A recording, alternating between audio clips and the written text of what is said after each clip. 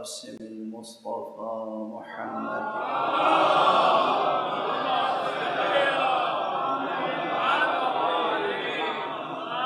وعلى أهل بيته الطيبين الطاهرين الهداة المهديين المعصومين المظلومين واللعنة الدائمة على أعداء الحق والدين. أما بعد فقد قال الله تعالى عز اسمه في محكم كتابه ومتقن خطابه: بسم الله الرحمن الرحيم.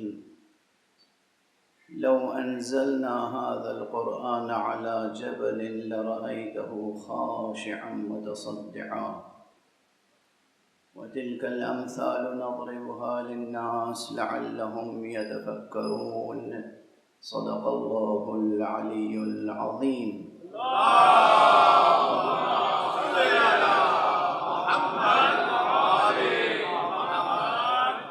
ایک اور بلند تر صلوات.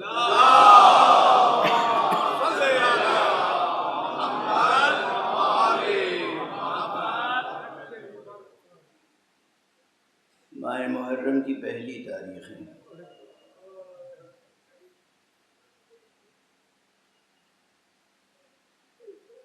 شہادت قرآن کا مہینہ ہے اور اس لیے ہم سب پر فرض ہے کہ ہم زیادہ سے زیادہ قرآن کی طرف توجہ کریں.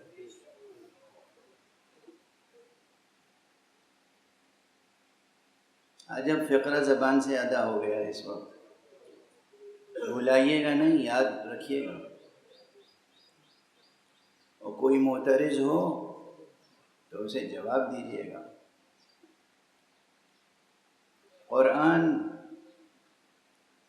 یہ قرآن جو دو دفتیوں کے درمیان ہے، یہ قرآن جب پے کر میں ڈھلتا ہے تو وجود معصوم سامنے آتا ہے.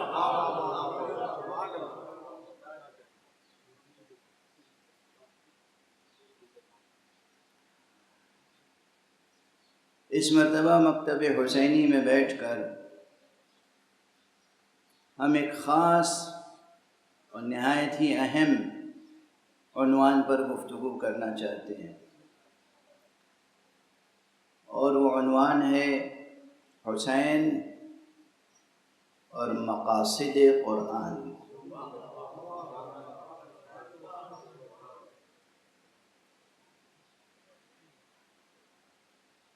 مکتبی لحاظ سے، یعنی ایکیڈمک نقطہ نظر سے، علوم القرآن میں جو تازہ اضافے ہوئے ہیں ان میں ایک اضافہ یہ ہے کہ بعض علماء نے علم و مقاصد القرآن کے عنوان سے مقالے لکھے.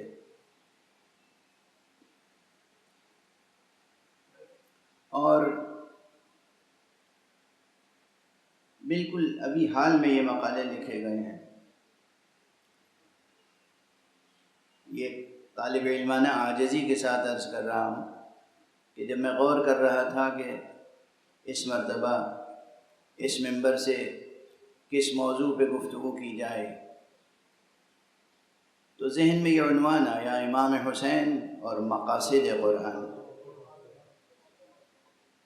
قلم اٹھایا، کاغذ پہ لکھا، پھر خیال آیا کہ ذرا دیکھیں اس عنوان پر کسی اور نے بھی کچھ کام کیا ہے یا نہیں. تو دیکھا تو دو تین اور عناوین مل گئے، لیکن میری فکر ان سے بہت مختلف ہے جو اب تک لکھنے والوں نے لکھا ہے. چونکہ لکھا جا چکا ہے کچھ نہ کچھ، اس لیے میں نے حوالہ دے دیا تاکہ علمی خیانت کا مرتکب نہ کہلاؤں.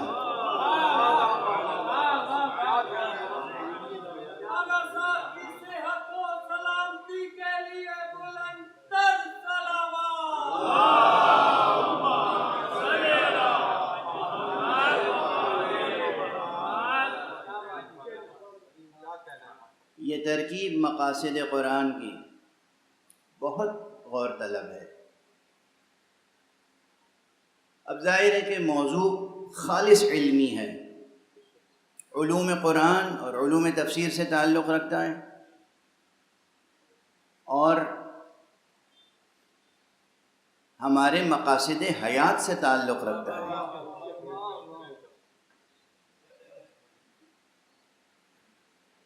لیکن کسی یونیورسٹی میں یا کسی مدرسے اور سیمینار میں پیش کرنے کا اسلوب الگ ہوتا ہے، ممبر پر پیش کرنے کا اسلوب الگ ہوتا ہے۔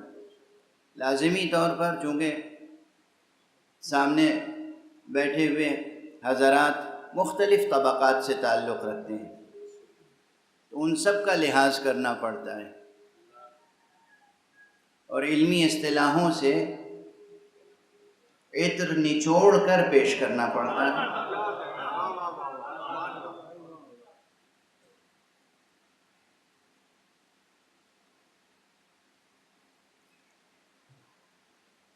امام حسین علیہ السلام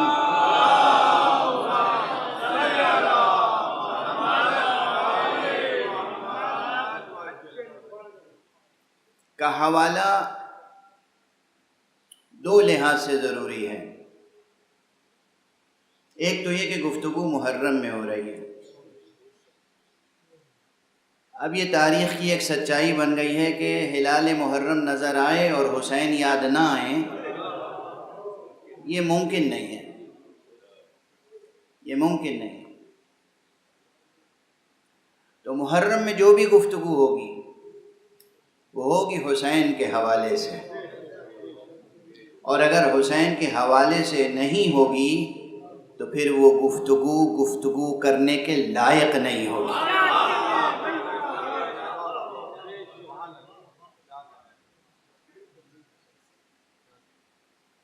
اور کتنی ہی گفتگو کر لیجئے، اگر نام حسین سے منسوب نہ ہو، ذکر حسین سے مستند نہ ہو، ارشادات امام حسین سے مؤید نہ ہو وہ گفتگو، تو اس کی کوئی حیثیت نہیں ہوگی۔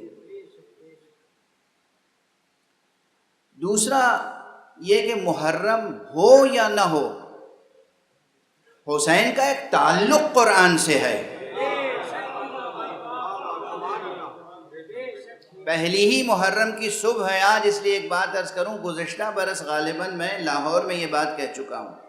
آپ حضرات عموماً کچھ نعرے لگاتے ہیں، اور اس میں ایک نعرہ جو مجھے بہت پسند ہے وہ ہے لبیک یا حسین، ہے نا؟ میں نے یہ عرض کیا تھا کہ لبیک یا حسین کے معنی کیا ہوتے ہیں؟ لبیک یا حسین کے معنی ہی ہوتے ہیں لبیک یا قرآن۔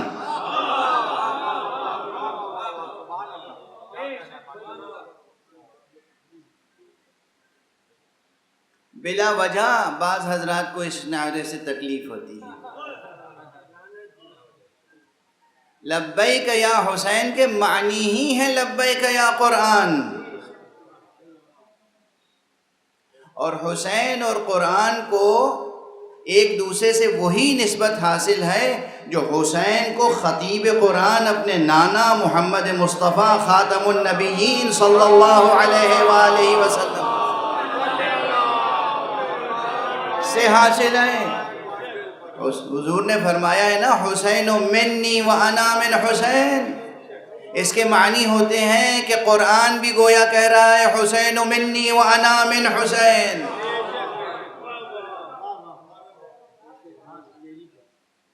حسین قرآن سے ہے اور قرآن بھی حسین سے ہے، اور اس میں ایک ذرا سا مبالغہ نہیں ہے۔ اب اسی تسلسل میں اپنا ہی جملہ یاد آ رہا ہے تو یاد دلاتا ہوں، آگے بڑھوں۔ یہ بھی میں نے کبھی عرض کیا ہے آپ کے سامنے کہ ہم اس قرآن کو قرآن صامت کہتے ہیں، اور سرکار رسالت مآب کو، مولا امیر المومنین کو، ائمہ اہل بیت کو ہم قرآن ناطق کہتے ہیں۔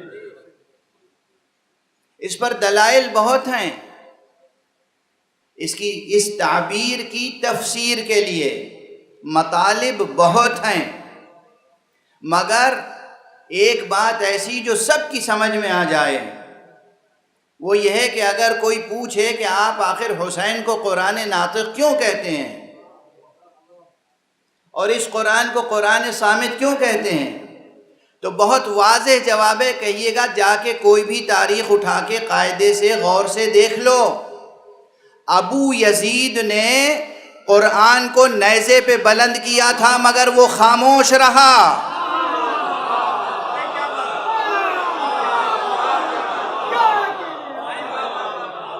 ابو یزید نے قرآن کو نیزوں پہ بلند کیا تھا، قرآن خاموش رہا۔ یزید نے سر حسین کو نوک نیزہ پہ بلند کیا، حسین کا سر خاموش نہیں تھا۔ یہ دلیل ہے کہ حسین قرآن ناطق ہیں۔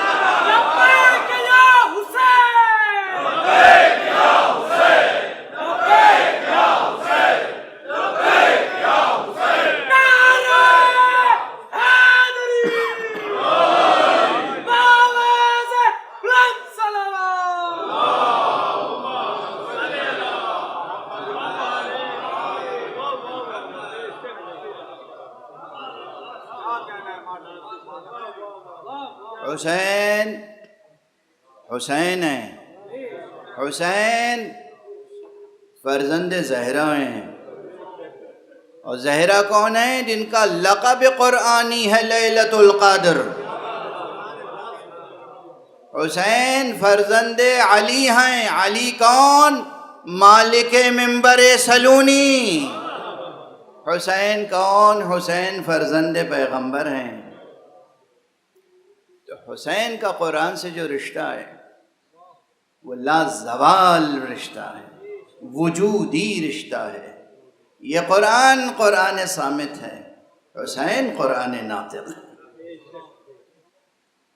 کس میں سکت ہے، کس میں طاقت ہے، کس قلم میں اور کس زبان میں جو حضرت امام ابو عبداللہ الحسین کے فضائل اور مناقب اور مراتب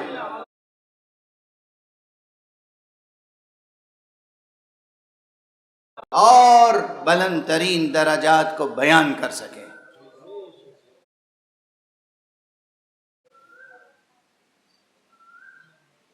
اور اسی طرح قرآن کے اپنے فضائل ہیں، بلا مبالغہ ہزاروں تفسیریں لکھی جا چکی ہیں، بلا مبالغہ ہزاروں ترجمے قرآن کے شائع ہو چکے ہیں، مگر آج بھی قرآن اپنے اندر اتنے معانی اور مطالب سمیٹے ہوئے ہیں کہ صلاح عام ہے یاران نکتہ داں کے لیے، جو نکتہ شناس، نکتہ داں، نکتہ فہم ہیں، ان کو قرآن آواز دیتا رہتا ہے، آؤ آؤ دیکھو ابھی کتنے مطالب یہاں باقی ہیں، کتنے مفاہیم، کتنے مطالب، کتنے گنجی نہائے معنی یہاں چھپے ہوئے ہیں۔ غالباً 1500 برس گزر گئے اور ابھی ہم قرآنی مفاہیم کا عشر عشیر بھی نہیں لکھ سکے۔ ظاہر ہے بعض حضرات الزام دے دیں گے کہ دیکھیے یہ سب مبالغہ آرائی ہے، یہ غلو ہے، ارے فلاں شاہ صاحب نے جو ترجمہ کر دیا بس وہی حرف آخر ہے۔ قرآن بے کرا حقیقت ہے، یہ بے کرا حقیقتوں سے لبریز نامتناہی عظمتوں کا حامل قرآن کلام ہے اس ذات کا جو ذات نامتناہی ہے، جو ذات بے کرا ہے۔ اور آپ غور فرمائیں کہ اس کائنات میں کوئی ایک شے ایسی نہیں ہے کہ جس کو بے مقصد کہا جا سکے، ہے کوئی؟ انسان اپنی بے شعوری سے، اپنی لا علمی سے، اپنی جہالت سے، نادانی سے بہت بے مقصد حرکتیں کر دیتا ہے، لیکن اس کائنات ہستی میں کوئی ایک ذرے صحرا بھی بے مقصد نہیں ہے، کوئی ایک ریت کا ذرہ بھی بے مقصد نہیں ہے، بے نظم کے نہیں ہے۔ مقصد ہے اور ایک نظم ہے، اس میں ضابطہ ہے، قانون ہے، ترتیب ہے، ایک عظیم ڈیزائن ہے، احسن اسلوب کے ساتھ ہر شے اپنی جگہ پر کام کر رہی ہے۔ اس ذروں کے دل و جگر میں جو پوری کائنات گردش کرتی رہتی ہے، سائنسدانوں سے پوچھیے۔ اب یہ سب چیزیں علم نشرہ ہیں نا۔ جب ہر چیز کا ایک مقصد ہے تو یہ کیسے ممکن ہے کہ قرآن مجید کے مقاصد نہ ہوں؟ قرآن مجید کے بھی مقاصد ہیں اور ایک سے زیادہ مقاصد ہیں۔ یہ موضوع کلامی بھی ہے، علم کلام سے بھی جڑا ہوا ہے، یہ موضوع بلاغی بھی ہے، یعنی علم بلاغت سے بھی جڑا ہوا ہے، یہ موضوع حکیمانہ بھی ہے، یعنی حکمت فلسفے سے بھی جڑا ہوا ہے، یہ عنوان فقہی بھی ہے، فقہ سے بھی جڑا ہوا ہے۔ متعدد علمی حوالے درمیان میں آئیں گے، کوشش کروں گا کہ وہ حوالے کسی نہ کسی صورت سے آپ کے سامنے قابل فہم طریقے سے عرض کر سکوں۔ اب اگر یہیں سے گفتگو شروع کر دی جائے کہ بھائی قرآن مجید کے مقاصد میں سب سے اہم مقصد کیا ہے، کسی سے بھی پوچھ لیں تو ایک جواب تو بہت سامنے کا ہے، سب دے سکتے ہیں۔ قرآن مجید کا مقصد ہدایت ہے۔ بالکل صحیح، یہ جواب بھی درست۔ خود قرآن مجید کی آیت کوئی پڑھ دے گا، شروع ہی میں ہے بالکل، بسم اللہ الرحمن الرحیم، الف لام میم، ذالک الکتاب لا ریب فیہ ھدی للمتقین۔ قرآن مجید کا مقصد ہدایت، بس ایک ہی مقصد ہے، اور وہ بھی ھدی للمتقین، متقین کے لیے۔ تو کچھ غیر متقین کے لیے بھی قرآن مجید میں پیغام ہے یا نہیں ہے؟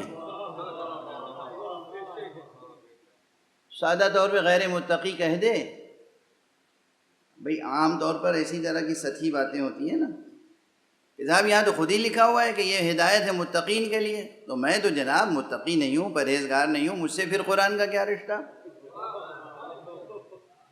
آپ آسانی سے یہ کہہ کے گزر نہیں سکتے۔ کوئی دوسرا اٹھے گا، وہ کہے گا کہ بھئی قرآن مجید کا مقصد ہے، اور یہ بہت اہم جواب ہے۔ قرآن مجید کا سب سے بڑا مقصد ہے مخلوق کو خالق سے جوڑ دینا، عبد کو معبود سے روشناس کر دینا۔ یہ قرآن مجید کے مقاصد میں سے ایک عظیم ترین مقصد ہے۔ لیکن یہ دونوں حوالے جو آئے، ہدایت اور یہ کہ خالق سے مخلوق کو جوڑ دینا یا معبود سے عبد کو جوڑ دینا، یہ دونوں جواب ایسے ہیں کہ دینی ذہن رکھنے والے، دینی فہم رکھنے والے، مذہبی شعور رکھنے والے، مذہبی اعتقاد رکھنے والے تو اسے قبول کر لیں گے بے تأمل، بے تردد۔ بالکل درست ہے، قرآن مجید کا مقصد ہے عبد کو معبود سے روشناس کرانا یا مخلوق کو خالق سے متعارف کرانا۔ جو مذہبی شعور نہیں رکھتے یا جو اپنے مذہبی شعور کا قتل کرتے ہیں اور وہ دنیاوی اور سیاسی دانشوری کا دم بھرتے ہیں، وہ دانشوری جس کے دامن میں گوہر یقین نہیں ہے، وہ دانشوری کی روایت جس کی اساس شک اور تردد اور تأمل پر ہے، وہ کہیں گے ہمارے لیے کیا ہے قرآن مجید میں؟ تو میں آج دست ادب جوڑ کے ایک سطر، ایک جملہ عرض کر رہا ہوں، اور آئندہ گفتگو میں اور بہت سے مراحل سے گفتگو گزرے گی۔ دیکھیے، قرآن مجید کو اگر غور سے دیکھیں، اچھا میں ایک چیز اور نقل کر دوں، بعض حضرات ایسے ہیں جو مثلاً کہتے ہیں کہ قرآن مجید کا صرف ایک کام ہے۔ پہلا کیا تھا جواب؟ ہدایت۔ دوسرا، خالق سے مخلوق کو متعارف کرانا، یا عبد کو معبود سے روشناس کرانا۔ کچھ کہتے ہیں کہ قرآن مجید کا مقصد صرف اور صرف اور صرف انذار ہے۔ انذار یعنی ڈرانا، ترجمہ بھی کرتے ہیں ڈرانا، آخرت سے، قیامت سے۔ پورے قرآن مجید کا مقصد اور موضوع یہی ہے، زور دے کر کہتے ہیں کہ بس ڈرانا مقصد ہے، انذار، روز آخرت، حشر، قیامت، وہ بھی ہے قرآن مجید میں، مگر خود قرآن مجید نے کہا ہے کہ ہم بشارتیں بھی لے کر آئے ہیں۔ آپ بشارتوں کو نظر انداز کر دیں اور صرف انذار کو سامنے رکھیں تو یہ قرآن مجید کے تعلق سے کوئی ہولسٹک اپروچ نہیں ہوگا، ایک کلی، منظم، کامل و شامل اپروچ نہیں ہوگا۔ یہ قرآن مجید میں بشارتیں بھی ہیں، قرآن مجید میں انذار بھی ہے۔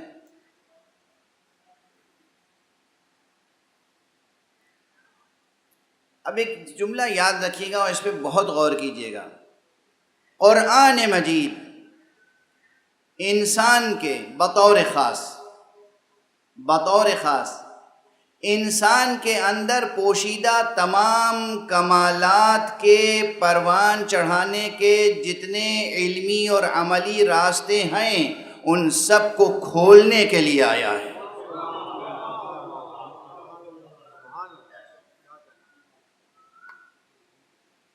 اب دیکھیے، یہاں مذہبی حوالہ نہیں ہے صرف۔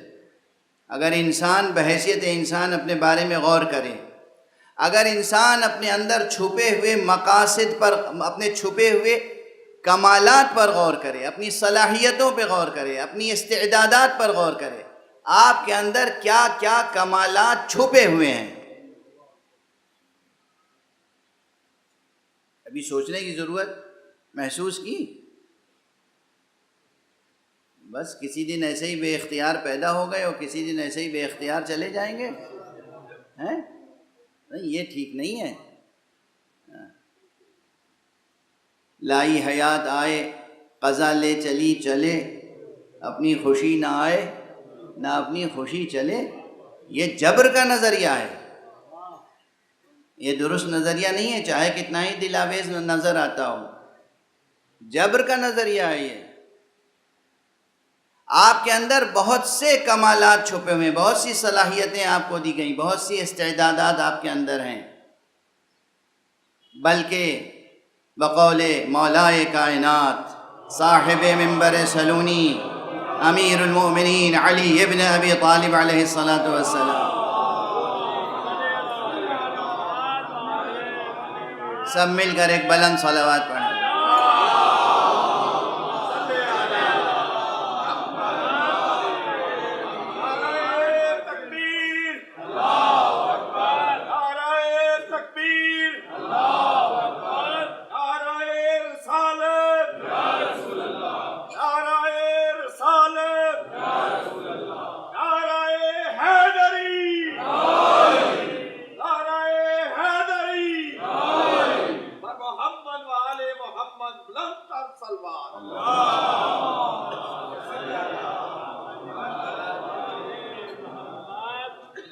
آقا کا یہ جملہ ہے،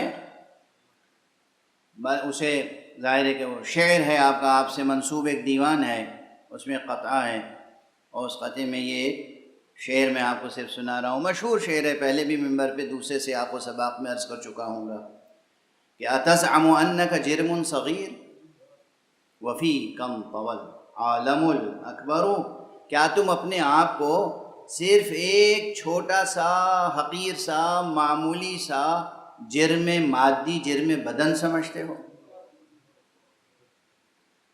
اتزعم انک جرم صغیر، کیا تم یہ سمجھتے ہو کہ بس ایک چھوٹی سی مادی مخلوق ہو؟ وَفِيكَمْ طَوَى الْعَالَمُ الْأَكْبَرُ، تمہارے اندر تو عالم اکبر پوشیدہ ہے۔ کبھی نہ اپنی ذات سے مایوس ہوں، نہ اپنی ذات کو کم تر گردانیں، اور اپنی آغوش میں آنے والے بچوں کو ہمیشہ ان کا حوصلہ بڑھائیں۔ تم معمولی مخلوق نہیں ہو، اللہ کی ایک خاص مخلوق ہو۔ بیٹا تم اپنے آنکھ کو ضائع ہونے سے بچانا۔ دیکھو دنیا والے کہیں تمہیں پامال نہ کر دیں، دیکھو تمہاری توجہ ادھر ادھر نہ چلی جائے۔ اپنا لحاظ کرو، اپنا خیال کرو، تمہارے اندر بے پناہ صلاحیتیں ہیں، بے پناہ امکانات ہیں، بے پناہ پاسبلٹیز ہیں، بے پناہ فیکلٹیز ہیں آپ کے اندر۔ آپ ان سب کو پروان چڑھائیں رضائے رب کو سامنے رکھ کر، تو آپ سے عظیم تر کوئی مخلوق اس کائنات میں نہیں ہے۔ اور ہمارے یہاں تربیت اولاد، تربیت فرزند، تربیت بشر، اور ایک انسان کے اندر جتنے کمالات ہیں، ہاں یہاں پر میں ضرور، بعض لوگ کہتے ہیں قرآن سائنس کی کتاب نہیں، بالکل سائنس کی کتاب نہیں ہے۔ قرآن سائنس کی کوئی ٹیکسٹ بک تھوڑی ہے۔ بعض حضرات مقالے لکھتے رہتے ہیں اسی عنوان سے، یہ تھیوری ہم نے قرآن سے ثابت کر دی، اور کل وہ تھیوری بدل جائے گی تو کیا کیجیے گا؟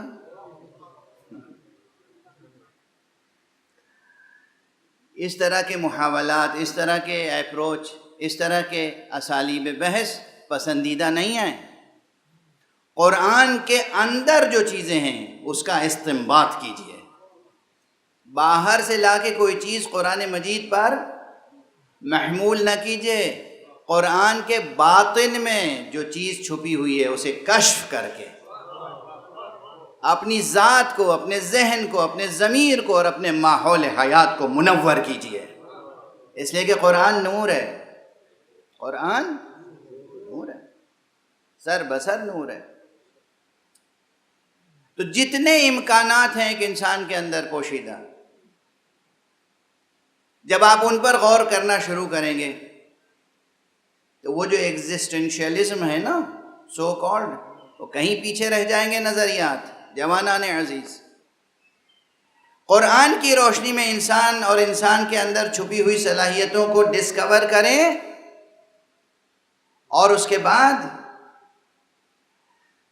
انسان کے ساتھ ساتھ اس پوری کائنات کو قرآنی نقطہ نظر سے دیکھیں، تو پھر قرآنی نقطہ نظر سے آپ کو اس پورے زمان و مکان کی حقیقت کی نئی تعبیر بھی ملے گی۔ یہ زمان و مکان ہے نا، بہت گفتگویں ہوتی ہیں زمان و مکان۔ اچھا، عربی کے ادیبوں نے کیا ایک نئی اصطلاح ایجاد کی۔ ہم لوگ زمان اور مکان دو الفاظ الگ الگ استعمال کرتے ہیں، بیچ میں واو عطف بھی لاتے ہیں، زمان و مکان۔ ان لوگوں نے ایک نیا لفظ نحت کیا، نحت کیا یعنی گڑھا، کوائن کیا، ایک ایبریویشن انہوں نے تیار کیا، زمان و مکان کو زمکان، اور زمانی مکانی بحثوں کو کہتے ہیں زمکانی نقطہ نظر سے ہم یہ بات کہہ رہے ہیں۔ ایک نیا لفظ ہے، مجھے تو اچھا لگتا ہے، مجھے اچھا لگتا ہے۔ تو یہ زمکانی جو عالم ہے ہمارے سامنے، زمانی اور مکانی عالم، اس کے تعلق سے بھی قرآن مجید اس کی حقیقتوں کو واضح کرنے کے لیے کافی ہے۔ اب تک ہوتا یہ آیا ہے کہ فلاں مغربی مفکر اور فلاں مشرقی مفکر، انہوں نے زمان کی تعریف یہ کی، اور انہوں نے زمان کی تعریف یہ کی، انہوں نے مکان کی تعریف یہ کی، انہوں نے مکان کی تعریف یہ کی، اور ان کی تعریف کی روشنی میں قرآن کی اس آیت کو یوں سمجھا جا سکتا ہے، ان کی تعریف کی روشنی میں قرآن مجید کی آیت کو یوں سمجھا جاتا ہے۔ ارے یہ کیا ظلم ہے قرآن پر؟ ان کے نظریے کی روشنی میں قرآن مجید کو نہ سمجھیں، قرآن مجید کی روشنی میں تمام نظریوں کو پرکھیں، اور اگر کہیں غلطی ہوئے تو اس کی تصحیح کریں، اس لیے کہ قرآن میں روشنی ہے، قرآن نور ہے۔ ہماری فکریں کیا؟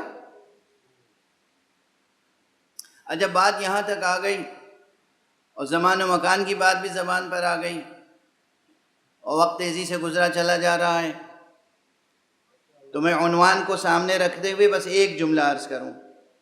عنوان کیا ہے؟ حسین اور مقاصد قرآن۔ تو اس وقت آقا حسین کا ایک جملہ بھی عرض کروں، لیکن وہ جملہ ایسا جملہ ہے، خدا کی قسم تمام دنیا کا فلسفیکل لٹریچر اٹھا کے ترازو کے ایک پلڑے میں رکھ دیجئے،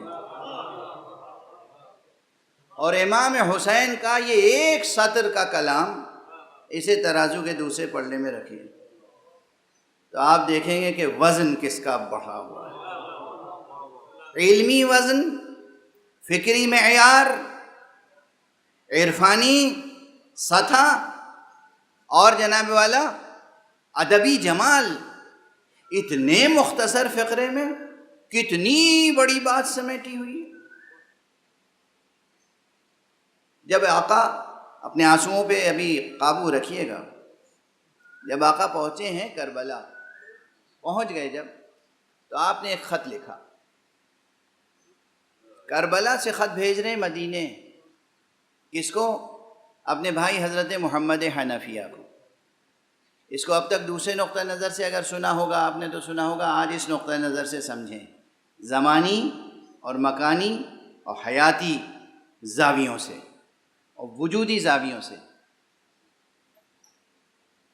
صرف ایک سطر ہے، بسم اللہ الرحمن الرحیم، من حسین ابن علی الی محمد ابن علی ومن قبلہ من بنی ہاشم اما بعد۔ یہ تو ایڈریس کرنا ہوا نا حسین ابن علی کی جانب سے محمد ابن علی یعنی حضرت محمد حنفیہ کے نام، اور جو بنی ہاشم کے لوگ مدینے میں رہ گئے تھے محمد حنفیہ کے ساتھ، ان سب کو خطاب کر کے کہا اما بعد فَكَأَنَّ الدُّنْيَا لَمْ تَكُنْ وَكَأَنَّ الْآخِرَةَ لَمْ تَزَلْ وَالسَّلَامُ۔ اب متن کتنا ہوا خط کا؟ خط کی عبارت، تحریر کل کیا ہے؟ فَكَأَنَّ الدُّنْيَا لَمْ تَكُنْ وَكَأَنَّ الْآخِرَةَ لَمْ تَزَلْ۔ اتنا مختصر سا فقرہ ہے، لیکن میں کہتا ہوں اسے ہے تو نور کے حرفوں کا فقرہ، مگر ہم اگر اسے سونے کے حرفوں سے لکھ کے لگائیں تو بھی اس کی قدردانی کا حق ادا نہ ہوگا۔ عبارت کا ترجمہ اردو میں کریں گے تو جو لوگ فلسفیانہ اور عرفانی ذوق نہیں رکھتے وہ اسے زیادہ سمجھ نہیں پائیں گے، لیکن بہرحال اس میں زمانی اور مکانی اور وجودی حقائق جو سمٹے ہوئے ہیں۔ فرماتے ہیں فَكَأَنَّ الدُّنْيَا لَمْ تَكُنْ، علی حسین ابن علی کی جانب سے یہ خط ہے محمد حنفیہ کے نام اور ان بنی ہاشم کے نام جو محمد حنفیہ کے ساتھ موجود ہیں۔ دیکھو یہ دنیا تو گویا ہے ہی نہیں، یہ دنیا تو گویا تھی ہی نہیں، اور آخرت گویا قائم ہے، گزرتی ہی نہیں، یہ برقرار ہے، گزری ہی نہیں۔ ہماری آخرت کا کیا تصور ہے؟ جب یہ دنیا ختم ہو جائے گی، ہم مر جائیں گے، ہم ہی نہیں جب ساری مخلوق مر جائے گی، دنیا تمام ہو جائے گی، تو دار آخرت کا تصور ہے۔ یعنی گویا عمومی شعور میں، عمومی احساسات میں یہ ہے کہ آخرت آئے گی، ٹھیک ہے؟ آقا حسین فرما رہے ہیں آخرت موجود ہے،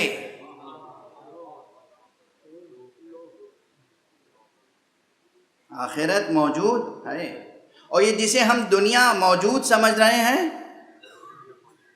یہ تو گویا ہے ہی نہیں۔ یہ کلام کسی اور کا نہیں ہے، یہ کلام کسی شاعر یا ادیب یا خطیب یا صحافی کا تھوڑی ہے۔ جان و رمز کائنات اور جانے رمز کائنات۔ رسول اللہ کے فرزند رسول اللہ کی زبان مبارک سے پروان چڑھنے والے قرآن ناطق کا جملہ ہے۔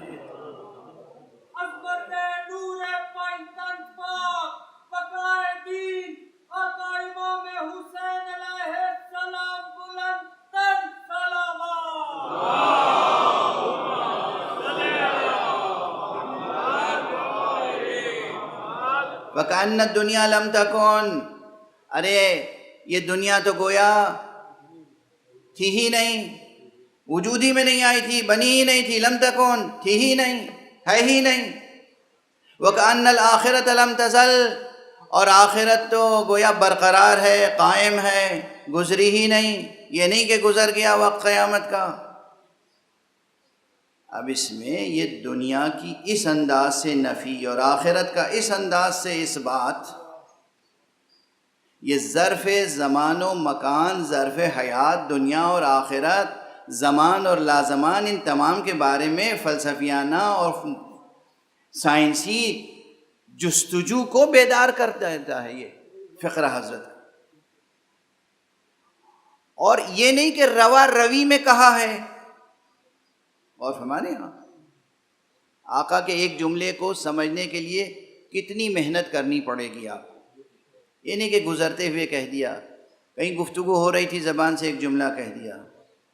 مدینے سے مکے اور مکے سے کربلا تک کا سفر طے کیا ہے، اور کربلا پہنچے ہیں اور قلم اٹھا کے کاغذ پر یہ جملہ لکھ کر بھیج رہے ہیں مدینے۔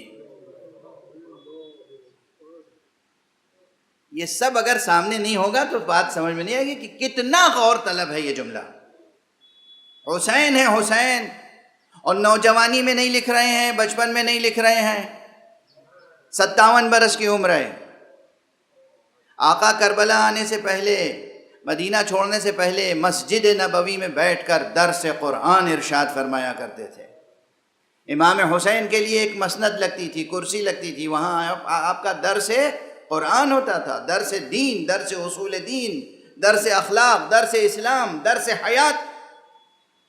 تو ایک معلم، ایک مدرس، ایک عالم قرآن ظاہری نقطہ نظر سے اگر دیکھیں، ہمارے نقطہ نظر سے تو عین قرآن، جان قرآن، روح قرآن، قرآن ناطق، عام نقطہ نظر سے بھی دیکھیں تو رسول کا فرزند، علی کا فرزند، زہرا کا فرزند، حسن کا بھائی، اس زمانے میں پیغمبر اکرم کے بعد اصحاب کی آنکھیں دیکھے ہوئے حسین، بزرگ ترین اصحاب کی صحبتیں حسین کو بھی حاصل رہیں، بلکہ حق تو یہ ہے کہ ان اصحاب کو شرف حاصل رہا کہ حسین کی صحبت میں رہے۔ وہ حسین جو درس دیتے رہے قرآن کا مسجد نبوی میں، وہ مفکر الہی، وہ عالم علم لدنی، وہ ایک قلم اٹھا کر جملہ لکھ رہا ہے اور بھیج رہا ہے۔ اس میں کتنا بڑا پیغام ہوگا۔ کأن الدنیا لم تکن وکأن الآخرہ لم تزل والسلام۔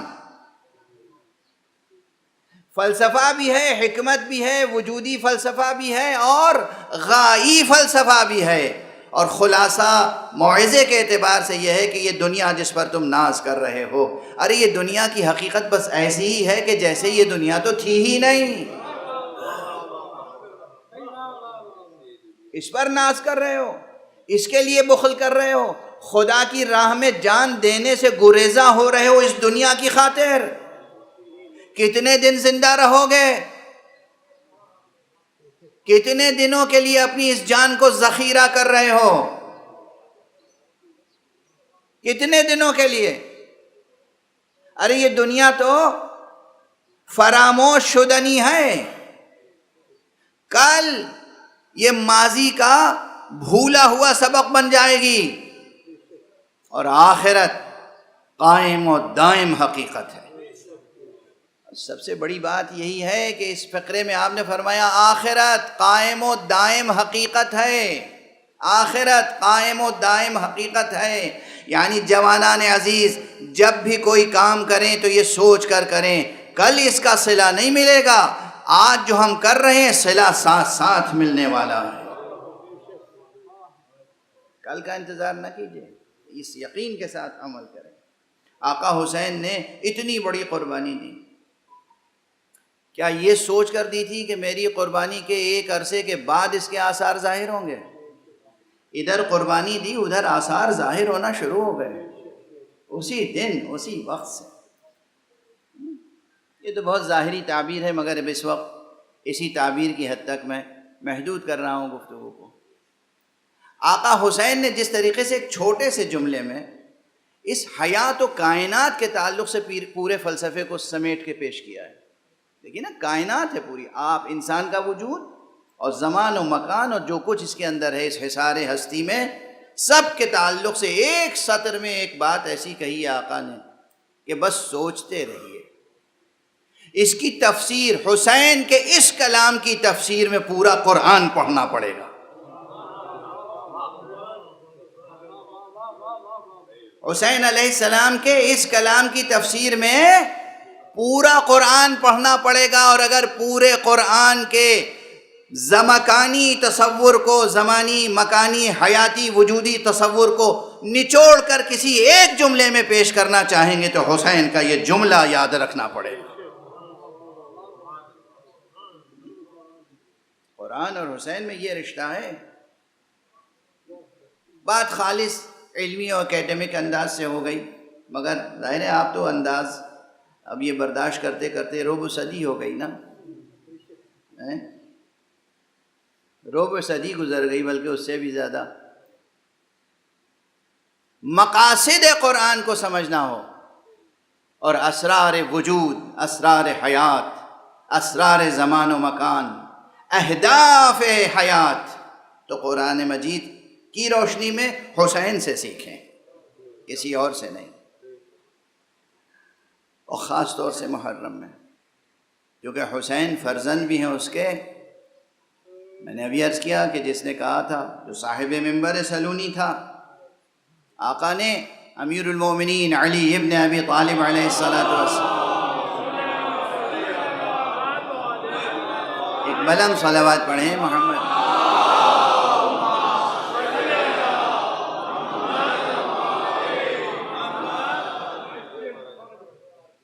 آقا نے اپنی زندگی میں حیات طیبہ میں کئی مرتبہ سلونی ارشاد فرمایا ہے، اور اکثر سلونی کے بعد یہ فرماتے تھے کہ پوچھو مجھ سے قرآن کے بارے میں، پوچھو آیات قرآنیہ کے بارے میں، پوچھو مجھ سے، پوچھو کون آیت کب نازل ہوئی، دن میں نازل ہوئی یا رات میں نازل ہوئی، مجھ سے پوچھو کون سی آیت کہاں نازل ہوئی، سفر میں نازل ہوئی یا حضر میں نازل ہوئی، مجھ سے پوچھو کون سی آیت کس کے بارے میں نازل ہوئی،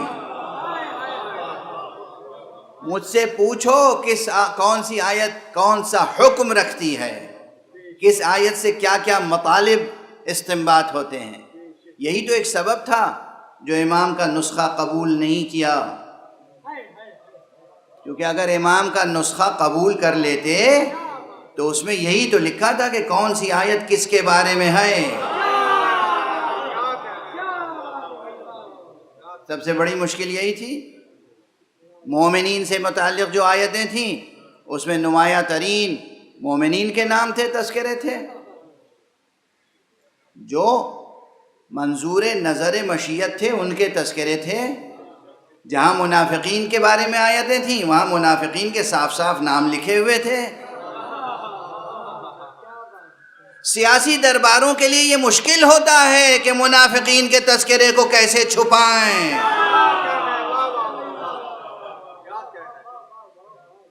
چنانچہ نہیں قبول کیا گیا۔ وہ علی جو بار بار کہتے تھے کہ مجھ سے پوچھو قرآن مجید کی ایک ایک آیت کے تعلق سے جو بتانا ہوگا میں بتاؤں گا، اس علی کے فرزند ہیں حسین۔ ہم ان کے کلام کی روشنی میں اور ان کی سیرت طیبہ کی روشنی میں مقاصد قرآن پر گفتگو کریں گے انشاءاللہ۔ لیکن آج وقت گزر گیا، تمہید میں گزر گیا۔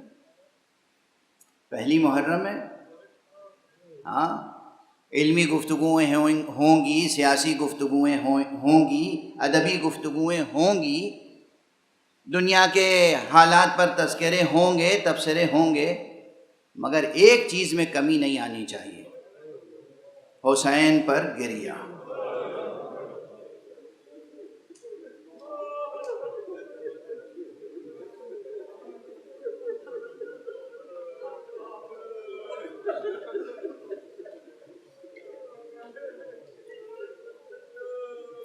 اس مرتبہ متعدد بار میں یہ بات عرض کر چکا، کوشش کیجیے جوانان عزیز، بزرگان محترم، مرد حضرات، خواتین، آقا حسین کو روزانہ ایک بار السلام علیک یا ابا،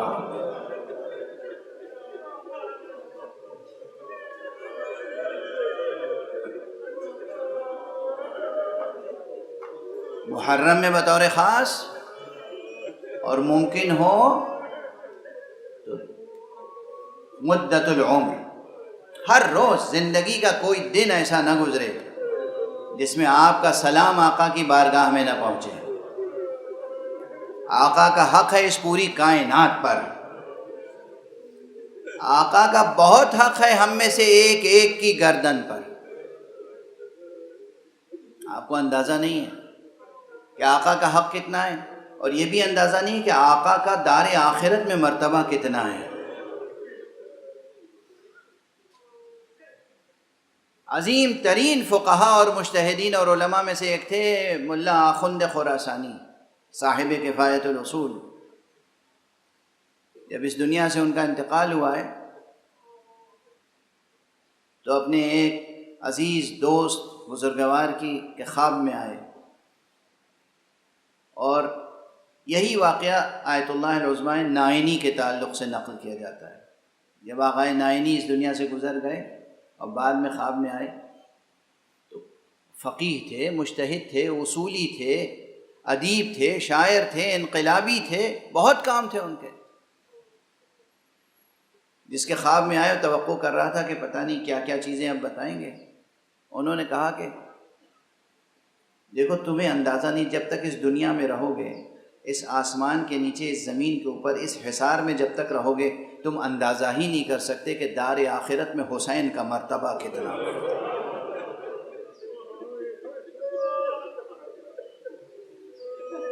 حسین حسین حسین بہت بڑا مرتبہ ہے، تصور نہیں کر سکتے، اور جب تصور نہیں کر سکتے تو ہم الفاظ میں کوئی تعبیر بھی کیا پیش کر سکتے ہیں۔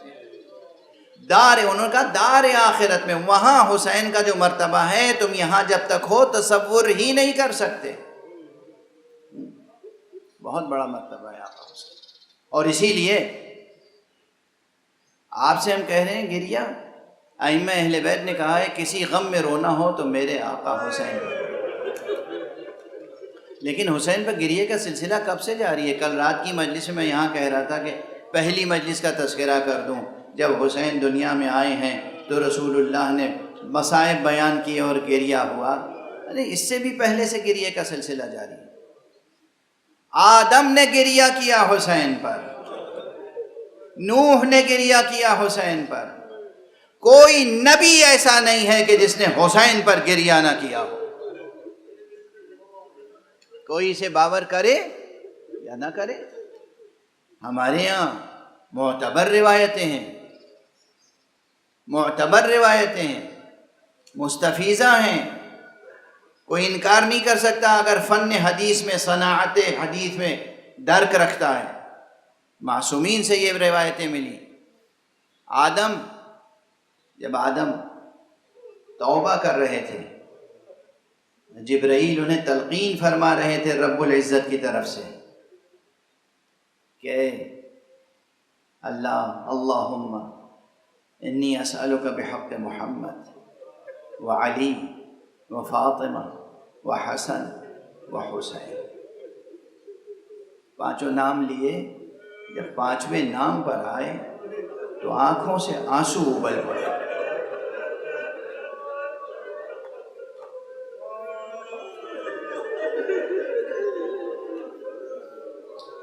جبرائیل سے پوچھا، جبرائیل یہ کیا سبب ہے کہ جب میں نے حسین کا نام لیا ہے تو دل بے قرار ہو گیا،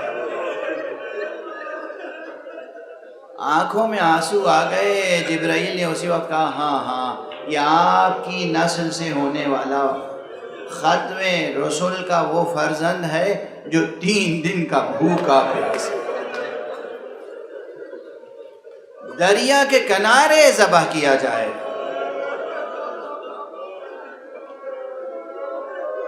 اجرکم علی اللہ۔ آپ گریہ کر رہے ہیں، آپ کی آوازیں بلند ہیں، آنکھوں میں آنسو ہیں، بالکل اسی کیفیت سے جب خمسہ نوجبہ کے نام لے کر ان کے توسل سے جناب نوح نے دعا کی، کشتی پر تھے، جب حسین کا نام لیا بے اختیار گریہ کیا۔ نوح تو ویسے ہی گریہ بہت کیا کرتے تھے، نوح کا نام نوح اسی لیے رکھا گیا، لیکن جب حسین کا نام لیا ہے تو ایک خاص گریہ طاری ہوا، جوش عشق۔ کہنے لگے جبرائیل یہ تم نے کون سے نام لیے ہیں اور سکھائے ہیں؟ جبرائیل نے پھر واقعہ کربلا دہرایا۔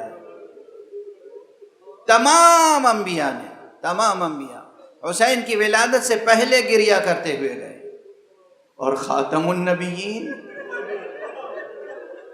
حسین کی ولادت سے پہلے گریہ کیا، حسین کی ولادت کے وقت گریہ کیا، حسین کو بار بار دیکھتے تھے، گریہ کرتے تھے، حسین کو آغوش میں لیتے تھے، گریہ کرتے تھے۔ حسین کی عمر ابھی کیا تھی؟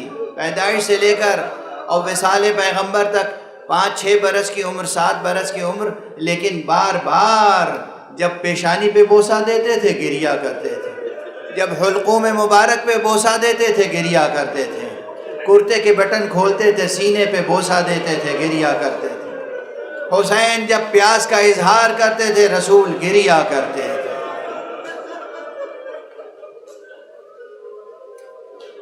کتنی بار رسول نے حسین پہ گریہ کیا ہے، آج دنیا ہمیں گریہ کرنے سے روکتی ہے۔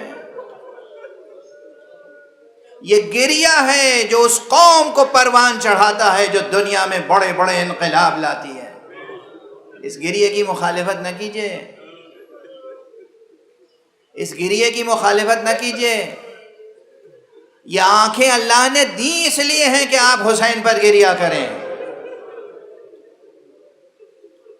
بس وقت تمام ہو گیا، آخری جملہ کہہ کے گفتگو تمام کرو۔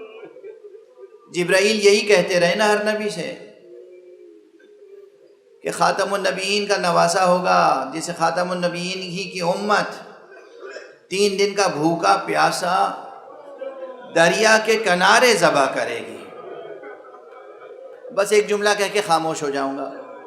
ہمارے ائمہ نے بار بار انتہائی حزن و علم کے ساتھ ایک جملہ کہا ہے، ارے کسی بھی غم میں رونا آئے تو حسین پر رونا، اس لیے کہ حسین کو پیاسا ذبح کیا گیا اور اس طرح ذبح کیا گیا، قتل الحسین ذبح الحسین کما یذبح الکبش، ارے جیسے گوسفند کو ذبح کیا جاتا ہے ایسے حسین کو ذبح کر دیا۔